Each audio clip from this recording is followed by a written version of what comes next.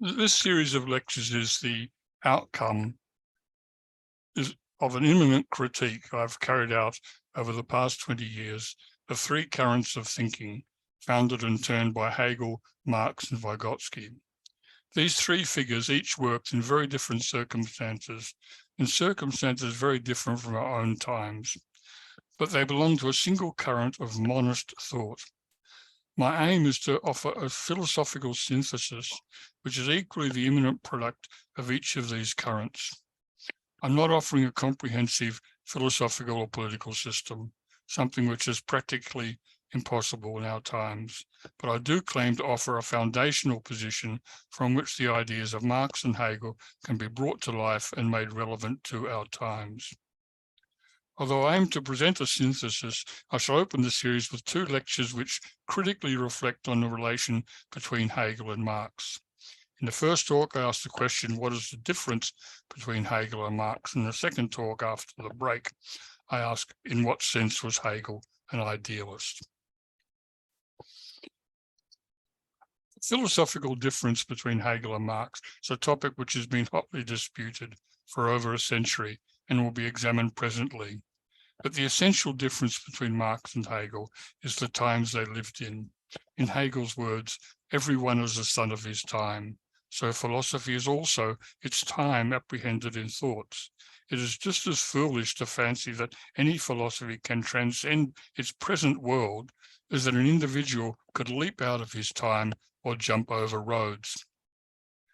Given the economic, social, and cultural peculiarities of Germany in Hegel's day, there was some basis for Hegel to believe that it would be through philosophy rather than with guns and mobs that Germany could modernize itself. That was certainly an idealist position, but that does not invalidate the choice Hegel made in his day. Hegel was 18 at the time of the storming of the Bastille. He supported the aims of the revolution, and in particular, Napoleon's extension of the revolution across Europe. But he was horrified by Robespierre's terror and saw the revolution as a tragedy. At the time Hegel wrote the first draft of the Philosophy of Right in 1817, the Congress of Vienna had just consolidated 300 states of the Holy Roman Empire to just 38. The average population of a state in Germany was thus about 600,000, about the population of Newcastle today. Surrounded by great states with mass armies, the German states were powerless, but Hegel did not advocate for German unification, which was only achieved by Bismarck in 1871. The Prussian king was a reformer, but as a result of religious disputes, he took a reactionary turn in 1817, suppressed dissent, and Prussia returned to absolute monarchy. In this context, Hegel's vision of a constitutional monarchy outlined in the Philosophy of Right was a progressive program for reform. But Hegel did not advocate revolutionary action. According to the Philosophy of Right, social change proceeds within the existing legal framework. This was conditional. A nation occupied by a foreign power under the heel of a despot or subjected to slavery were not only justified, but obliged to fight to the death for liberty. Now, the citizens of Germany at that time had less opportunity for political action than a citizen of Australia today, but revolutionary violence is no more viable in his day than it is in Australia today. After Hegel's death in 1831, his students drew revolutionary conclusions that were implicit in their teacher's philosophy. Hegelianism spilt over the walls of the academy as his students popularized his teachings, translated them into the language of politics, or rather translated politics into the language of Hegelianism. In 1841, the Prussian government moved to expunge the dragon seed of Hegelian pantheism from the minds of Prussian youth. The newly appointed Minister for Culture mobilized Friedrich Schelling, the last surviving representative of German idealism and now a conservative, to come to Berlin and do the job. His lecture in December 1841 was attended by Engels, Bakunin, Kierkegaard, and notables from all over Europe, and yet failed to quell the spread of radical ideas and revolutionary agitation. It's a remarkable fact, that almost all the revolutionaries of the 19th and 20th century were either students of Hegel, Hegelians of the second or third generation, or they received their Hegel secondhand through Marx or other critical currents. Hegel was, after all, the first progressive opponent of liberalism and individualism. Although Hegel saw himself as a foot soldier for the Enlightenment, his critique of liberal individualism provided the philosophical basis for the next epochal change. Marx was born in 1818 in Trier, 280 kilometers from Hegel's birthplace, and was 12 years old at the time of the July 1830 revolution in Paris, just a year before Hegel's death. I mention the July Revolution because this event was the first occasion in which the proletariat took revolutionary action on its own initiative rather than as cannon fodder manipulated by other classes. This event marked a watershed. For the first time, the proletariat emerged as an independent social and political actor in its own right, even though on this occasion, yet again, a bourgeois government took the opportunity to step into the vacuum of leadership and take power. By the time that Marx resigned the editorship of the Rheinische Zeitung in 1843, France had been rocked by a series of working-class revolts, and Paris was seething with revolutionary ferment. The English working class had constructed the first working-class political party in history, the National Charter Association, and were challenging bourgeois rule in Britain. And an advanced industrial working class was emerging even in Germany. It was obvious that change would come in Europe through the struggle of the industrial working class. Capitalist development was disrupting all the old relations, and it was going to be the industrial working class who would lead that transformation. Furthermore, the leaders of the labour movement were not just demanding inclusion in or reform of the state or aiming to replace it with one of their own. Some even aimed to smash the state. All this was unimaginable in Hegel's day. On reflection, it will be seen that all the political and philosophical differences between Marx and Hegel arise from changes that took place in Europe in the interval between Hegel's last years and Marx's entry into political activity. The Europe which Marx knew was one in which the obviously leading progressive force in politics, the industrial proletariat, was excluded from political life. With good reason, Marx regarded the state as an instrument wielded by one class against another and which ought to be abolished.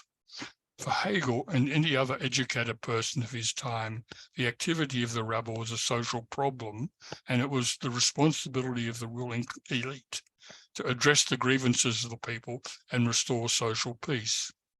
Although there was underground labour activity at the time in Britain and France, it did not exist in the backward social conditions of Hegel's Germany. Hegel was, of course, a conservative professor of philosophy, but in the context of his time, he was a progressive, an opponent of slavery, and a critic of absolute monarchy.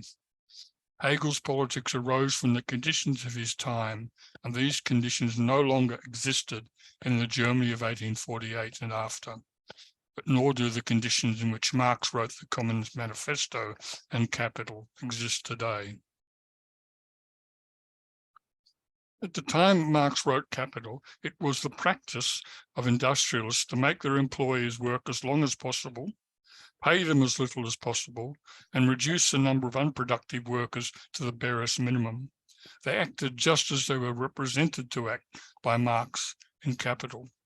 Proletarians were concentrated in vast conurbations with maybe a single shopkeeper or doctor being the sole representative of the middle class, and they really had nothing to lose but their chains.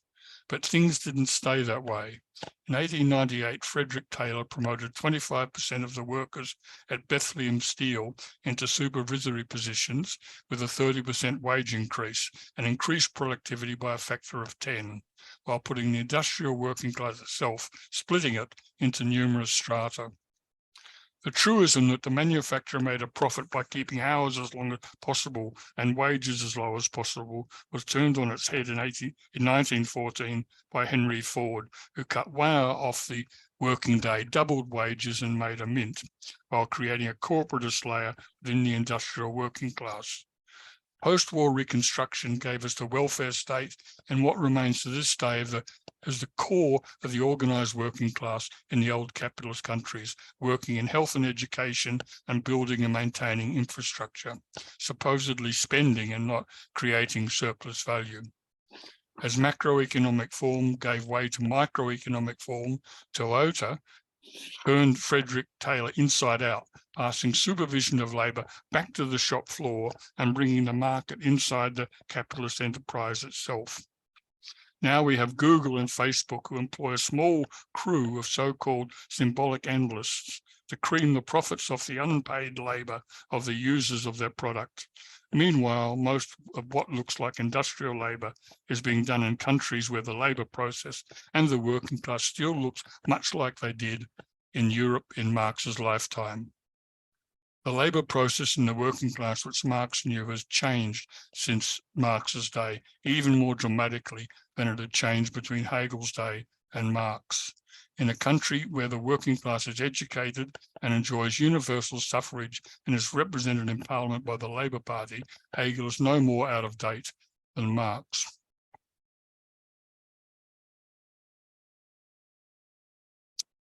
What Hegel gave us was a monist social philosophy. It was Spinoza who had first tried to formulate a secular monist philosophy, but he did so using the same formal logic which the medievals had used. Spinoza posed the problem, but he could not solve it. Dualism thus prevented European philosophy from resolving any of the problems it posed for itself until Hegel broke through with a concept which he called spirit. The thing about monism is that it doesn't matter what you call that one substance, because it's not spirit as opposed to something else.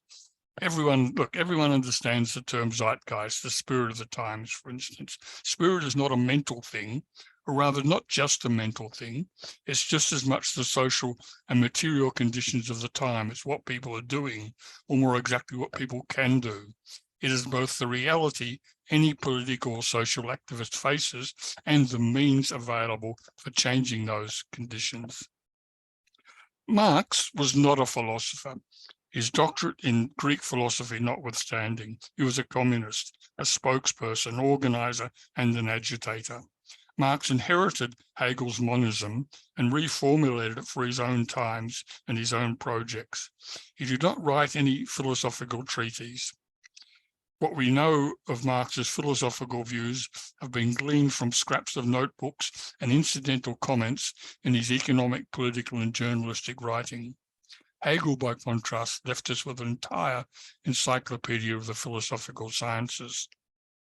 The Marx we see in his 1843 critique of Hegel's philosophy of right exhibits the views of a young communist. Although not lacking in insights, it is not yet the Marx which is evident in the 1845 thesis on Feuerbach. The 1843 article scores points against the idealist Hegel from the materialist playbook of Ludwig Feuerbach. The first words of Marxism, which we see in the 1845 theses, are a critique not of idealism, but of materialism, that of Feuerbach included. It is the Marx of 1845 who wrote the works which form the basic canon of modern communism. The point is that the philosophical differences between Hegel and Marx are very real, but they correspond to the difference in the times they lived in, and they both held very sound, radical political positions in their own times. But anyone who thinks that the politics of 1848 or 1917 are viable today in a country like Australia is nuts. But the same monist social philosophy should be our guide. Marx was in many senses more consistent in his dialectic than Hegel. For example, Hegel says in the preface to the Philosophy of Right that the owl of Minerva takes its flight only when the shades of night are gathering, but goes on in the final sections of that book to engage in fantastic speculations about world history. But Marx, aside from his personal letters, which actually betray someone who really thought the revolution was just around the corner, in his scientific work, Marx was absolutely meticulous. The political economy he analysed in Capital was just how the capitalists of his time operated. If he'd lived long enough to see Taylorism or Keynesianism in action, he would have amended capital accordingly. The programmatic demands in the manifesto were what the workers' movement were actually aspiring to at the time, and he waited to observe the Paris Commune in 1871 before he could formulate what the workers would do if and when they seized political power. Marx's theory was strictly empirical. He took the advice of the Owl of Minerva seriously. But writing 50 years later, after Darwin had written The Origin of Species, after the discovery of the cell, after Maxwell had formulated his equations of electromagnetism and knowledge of ancient cultures beyond Europe had become general, Marx did not attempt to formulate a theory of everything. Hegel was the last great encyclopedic thinker. Like the other writer I'll be drawing from in these lectures, Lev Vygotsky, Marx wrote one paradigmatic scientific study on one topic, bourgeois political economy in his case. And as we have seen, with the benefit of 50 years of social, cultural, and economic development, writing from the workshop of the world in industrial Britain, Marx was able to do a much better job of the objective dialectic manifested in a market economy than Hegel could in economically and socially backward, albeit culturally advanced Germany. Then Marx declared that history does nothing. It possesses no immense wealth. It wages no battles. It is man, real living man, who does all that, who possesses and fights, and that men make their own history, but under circumstances already given and transmitted from the past. He's only superficially criticizing Hegelian idealism, which personifies history. He's also criticizing materialism, the materialist doctrine concerning the changing of circumstances and upbringing, which forgets that the circumstances are changed by people and that it is essential to educate the educator, and so on. The Hegelian Marx is for taking revolutionary action, for changing the situation. The materialist Marx explains how the situation constrains and enables what can be done. In the next lecture after the break, I will examine the meaning of the opposition between materialism and idealism on 6 different axes, each of which need to be attended to. But what is obvious from even a brief reading of the 2 writers is that Marx writes in the language of everyday life about the problems of everyday life to an audience which included the self-educated artisans who built the International Working Men's Association. Hegel, on the other hand, wrote in the language of philosophy and logic to an elite audience. The change in language flowed from the change in the times they lived in and the identity of the agents of social progress. Marx did not have to write a logic because Hegel had already written it, but he had to adapt it to his times. Yes, Ebony, turn your audio on. Turn your audio on, Ebony. Lovely. Sorry, it's just using it on a phone, which is just a little harder. So I guess in my breakout room, I was just asking the question of just kind of more simple, definitions maybe, but just whether or not we could go through more about the spirit or the dialectic, or if that's not something, maybe that's something that's going to come up later. But if it's not, maybe just kind of going through that more, because my understanding of the spirit is pretty simple in that I could probably only describe it as it's everything, but I feel like that's maybe a bit basic, Anyway. Yeah, that's right. Spirit of the time, sort of, to me, is a phrase which is generally understood. It is like everything. It's not, doesn't differentiate between thinking and action, but it's the entirety of the activity that people do.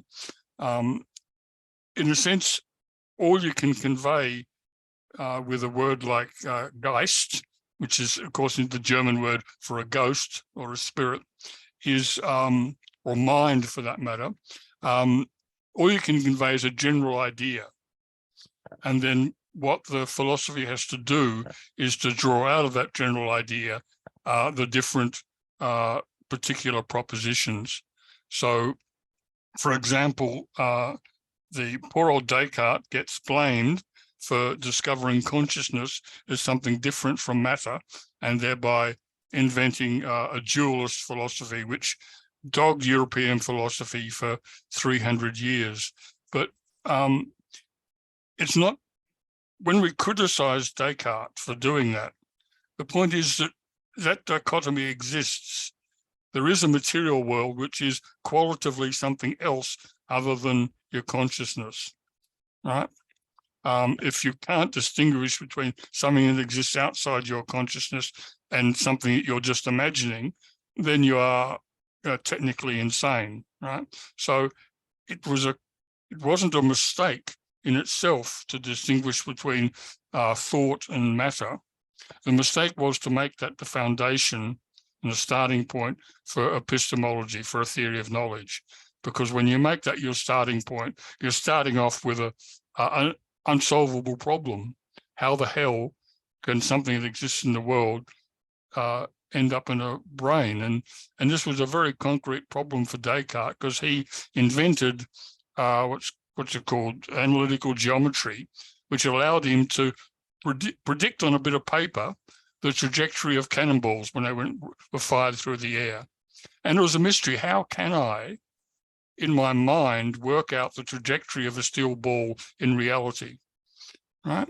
So this general position of a thinker looking at the world and thinking, how do I have knowledge of the world? Asking that question, it's really a wrong place to start. And all the philosophers up to Hegel rested all that, and Hegel stepped aside from that. And he just started with a single concept.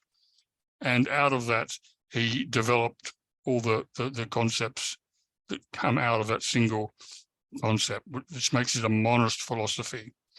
Right? And Marx also adopted that monist philosophy, though he doesn't use the word spirit or Geist.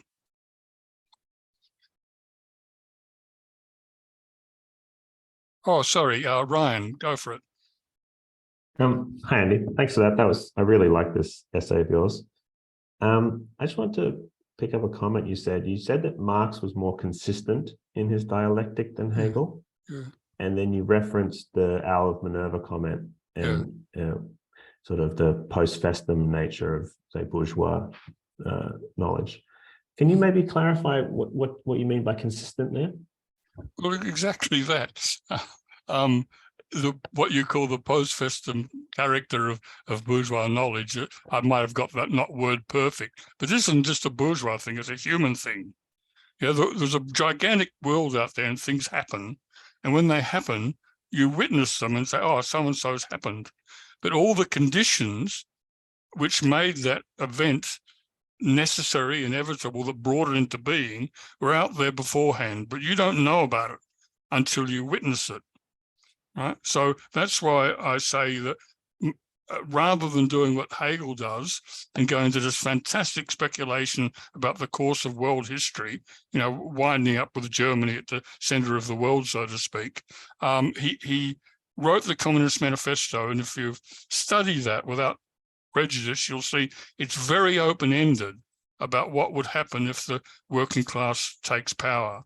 There's a sentence in there where he talks about the concentration of the entire population or something. He equates the state with the entire population. It's open-ended, and you can be an anarchist, a social democrat, a revolutionary Marxist, and you can all read your program into the Communist Manifesto. But what is it?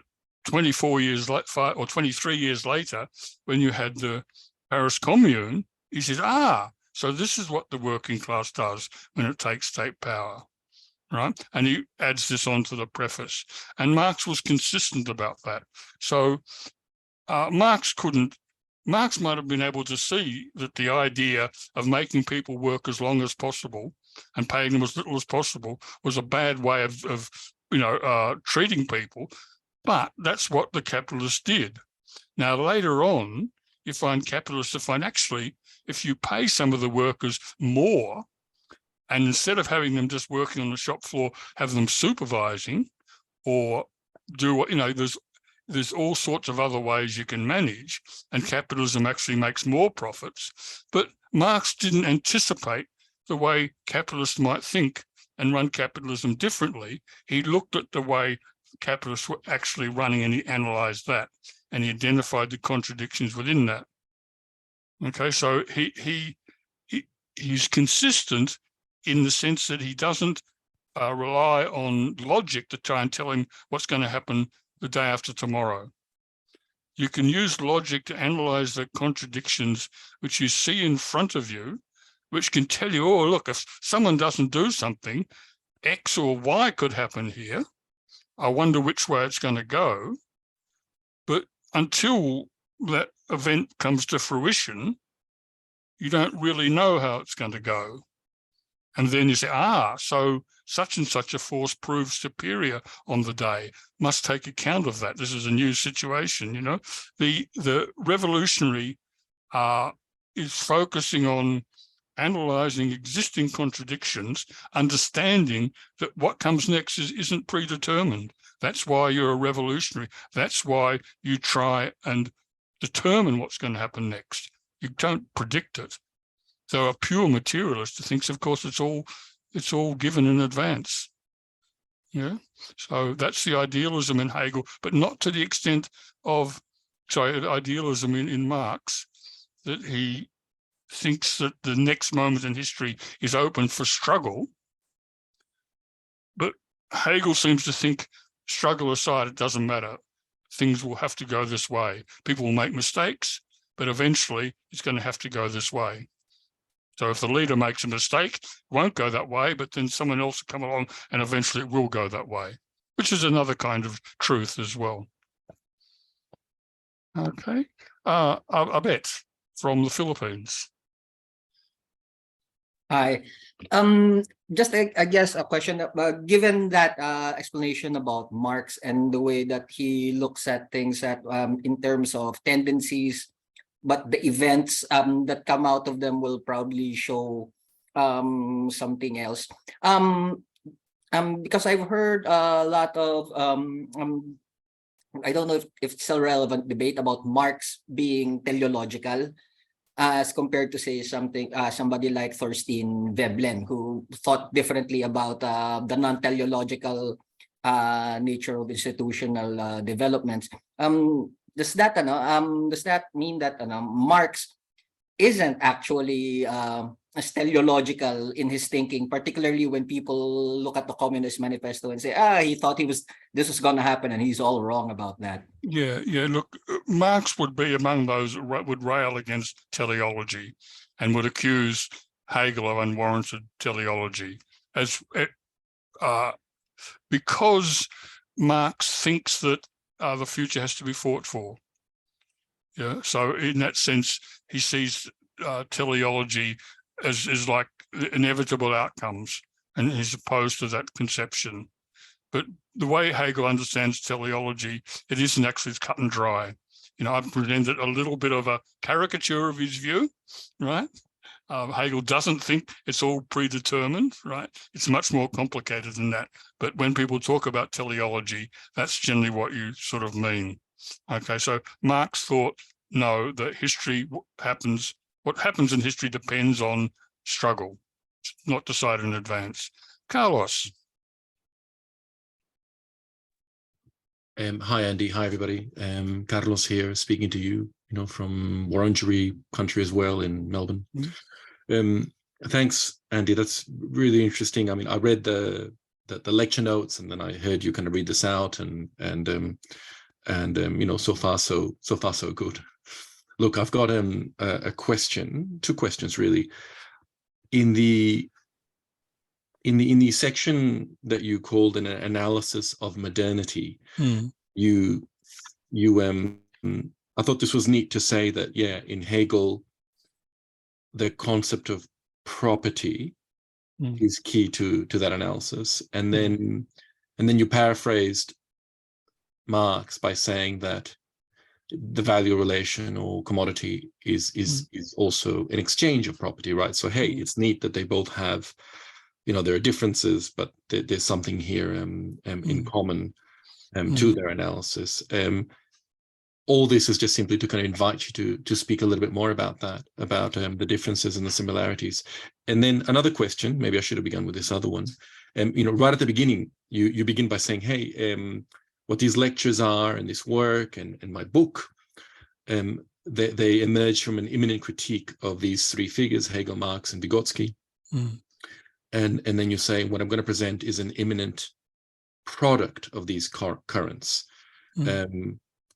I kind of wanted to maybe just draw attention to that, to what you're doing there. Maybe just a few words on the project, on this imminent product / synthesis. Yeah. Okay. Very briefly on the property and exchange. Hegel's social theory is in the book called The Philosophy of Right, which I've referred to a number of times. And after the wonderful preface and an introduction on the will, the first category that appears in The Philosophy of Right is property. And that's the most basic right that you have in a society where there's a state, is the right to private property, right? And he works on that concept of private property to show how that necessarily entails a whole string of other things, and then builds out of the basic idea of a person as someone who has a right to own property, the basic sort of framework of law. And then there's another stage where he goes into morality and the state. But the first section is just about the implications of the institution of property. Marx, on the other hand, in his main work, which is not a work that's intended to tell us everything about modern society, it's just an analysis of political economy. Again, Marx is much more modest. You see, he doesn't want a theory of everything, but he begins that with the most basic relation in modern society. That's to say, political economy, which is exchange.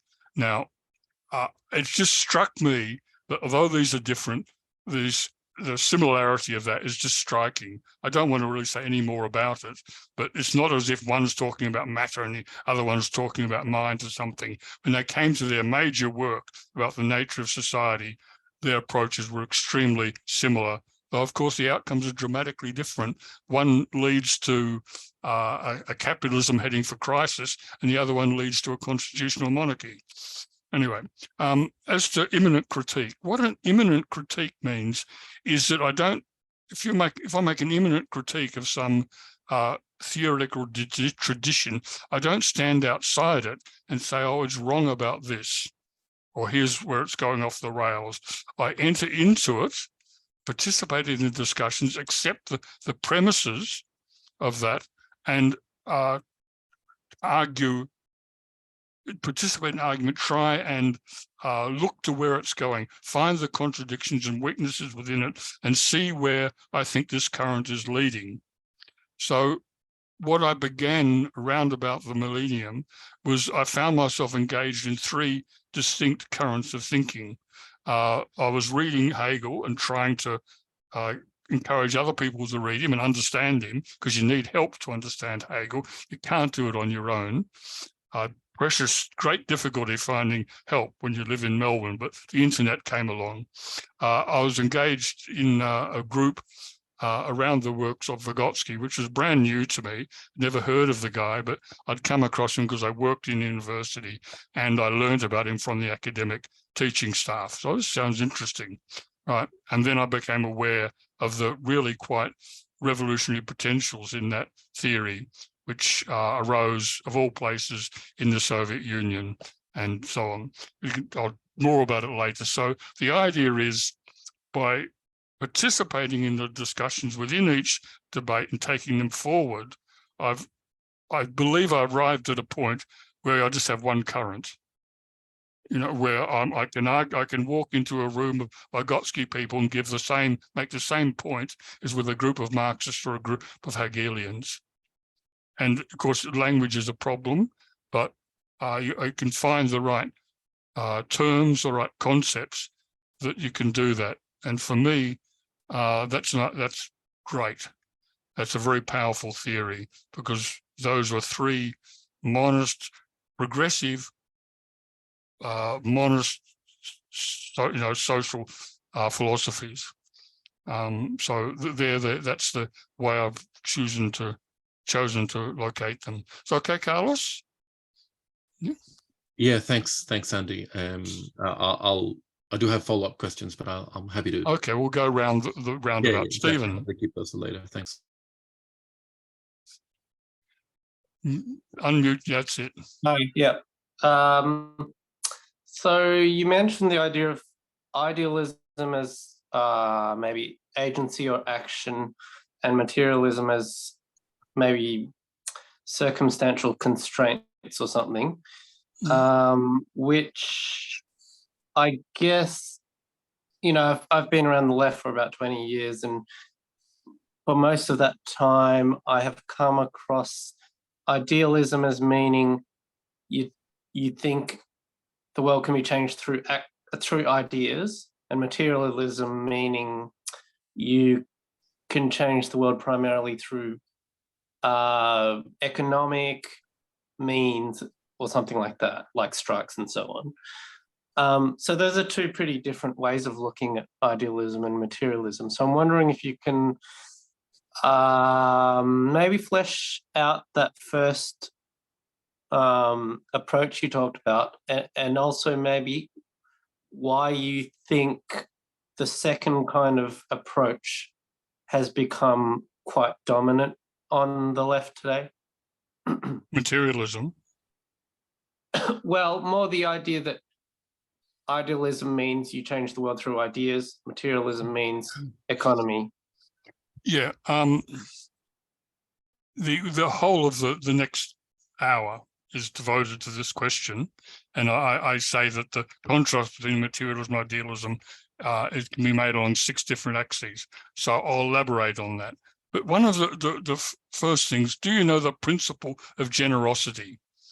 People know that idea. I'll explain it anyway. The principle of generosity is this: if someone, particularly like a person who seems to be an intelligent human being, let alone a famous philosophy, but if someone is making some claim, and as you read it, as you try and understand what they're saying, it's sheer stupidity and madness, right? Then you find a way to understand that it's actually sensible. You apply the principle of generosity, say, well, although he's saying ideas change the world, I think what he means is not exactly that, Now, so I apply this to the accusations made against Hegel of being just an idealist, right? Who thinks that the world is, run by ideas. And you find that no one just thinks that things that somehow disembodied ideas sort of control the material world. But the fact is that everything human beings do passes through their mind, right? Everything we do passes through our mind, right? Doing is different from behavior. Doing is doing something purposely. So when you do something, you have some intention in it.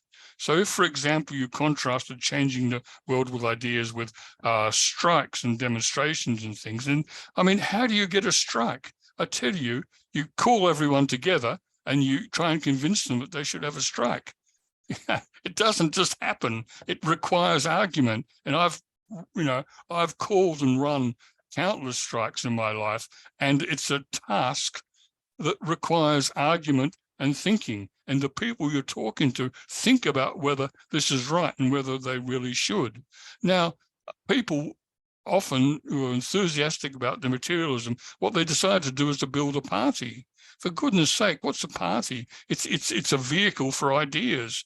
Often the idea is that the party is a vehicle for a whole program or philosophy, right? So clearly, people who are revolutionary Marxists are idealists, because what they do is they build parties. They don't just start fighting the first capitalists they see. And not only do they think about what they're going to do, they set up organizations for the purpose of thinking about it, right? So the separation between the two is far from simple. And I some years ago, and I went into this, I looked at all the ways in which idealism and materialism are, imputed to various things at different times, and I've come up with this 6 axes. But we'll do that after the hour. We've still got Michael. You've got a question, Michael McClellan. Yeah, hi Andy. Yeah, thanks again. I really liked hearing your introduction there, and I just wanted to ask a kind of clarifying question, just following on from an earlier question about basic definitions, really. With respect to your, you point out that Marx isn't a philosopher, and I was wondering if you could elaborate on that, perhaps like what makes Marx not a philosopher and Hegel a philosopher. So what is philosophy in your view? And yeah, sorry for jumping ahead or anything.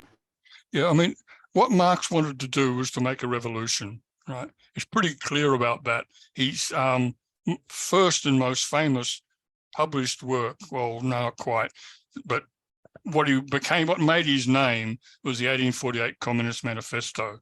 And soon after writing that, he wrote the demands of the communists in Germany, and he went into Germany. He'd been in France, and he went back into Germany, and he started putting out a newspaper. So I've lost the thread of what the hell I'm talking about. Oh, why is Marx not a philosopher? Yeah, and put out a daily and sometimes twice daily newspaper agitating. So that's what he was about. His driving force was to organize the industrial working class to make a social revolution. And his theoretical work was subordinate to that. So quite early on in his career, he retired from editorship of the newspaper. He was involved in agitating against, inequality and censorship and such things, to study political economy, because he became aware that so much of the way the politics worked was dependent on political economy. He better nut up on political economy, and of course subsequently devoted the rest of his life to political economy. But that was for the purpose of his work as a communist, right? Now, Hegel, on the other hand, he had aims as well. He wanted Germany to flourish and become, the center of the world, the cultural, political, and social. He wanted Germany to modernize without chopping the heads off everyone and subjecting people to factory labor. He hoped that Germany could develop, along with sort of Beethoven and philosophers and all the incredible science and culture that Germany had, go straight through to a kind of a modern nation, right? And he chose to do that by getting a job as a teacher, then as a headmaster, briefly as an editor, finally as a philosophy professor, and he lectured on philosophy. And he was a professional philosopher. He earned his money as a philosopher. Now, Marx hardly earned his crust at all. He was mostly kept alive by Engels. But basically, his work was that of a communist agitator. Now, the result is that Hegel leaves us the Encyclopedia of the Philosophical Sciences. He demonstrates the method of his dialectical method in every science or area of study there is. And he develops a whole system of the world, right? The natural sciences, religion, art, and everything. That's the work of a philosopher. What Marx was doing was agitating, organizing, right? So, of course, he knew a lot about philosophy. I'm sitting here because I believe that he improved on Hegel, but he didn't do it as philosopher. He didn't leave us a nice book explaining the method of capital, for instance. Wouldn't it have been nice if he had an introduction to capital that explained the method he was applying to the analysis of political economy? There were a couple of comments here and there in prefaces and so on, but he never did. Whereas Hegel, he does that in a big way. He explains, what he's doing in great detail. Now, we've got 2 minutes left. a question? Sure, go for it, Peter. You said Geist was the core of monism in Hegel. You said, but you didn't say what the equivalent was in Marx. Oh, right. Practice. But you also, that's interesting, because what I'm taking from your reading of Hegel is that practice is the center of Hegel's thinking. Yeah. The thing is, it doesn't matter what you call it. Yeah. If you're an idealist, I mean, the Geist is a German word. It means mind or spirit or ghost, right?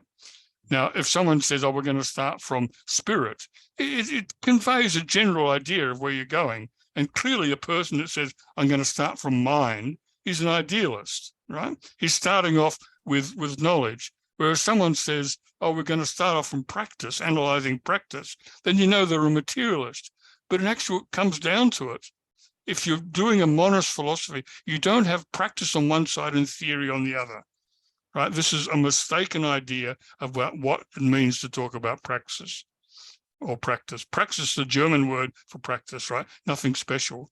Practice is doing things, doing things purposely with an idea in mind what you're doing. So, right. Praxis, if I can just challenge, yes. I can just challenge you by saying you talked about the mind. Yes. And I got a little bit confused there, because it's as if you acknowledge we have minds, and Yep, then I we do. have practices, and we have practices. So isn't there a dualism there? No, because I'm not saying practice on the one hand, mind on the other. I don't use the word mind very much. It's a legitimate concept, but the fundamental is practice. And then for analysis of practice, you develop a whole range of concepts, among which one might be mind, right? But if you have a starting concept, that doesn't mean it's simply the only thing that exists in the world, but everything that exists has to be a form or an aspect or a stage of development or a mode of action or something of that fundamental concept. So you start with your starting point and you examine that and you develop a range of concepts, right? So you're studying geometry. Well, it's, let's say we've got a point. Where is this point? How far is it away from that one? But you start with something, but it doesn't just stop there because you analyze that initial concept. Capital started with the commodity. Marx is not saying all that exists is commodities. As you know, capital arises out of as a form of value itself, right? Right, but what exists apart from practice? I tell you what, we'll leave that for the second lecture because I address that, and I'm sure Okay. it'll be more sensible than if I improvise the answer now.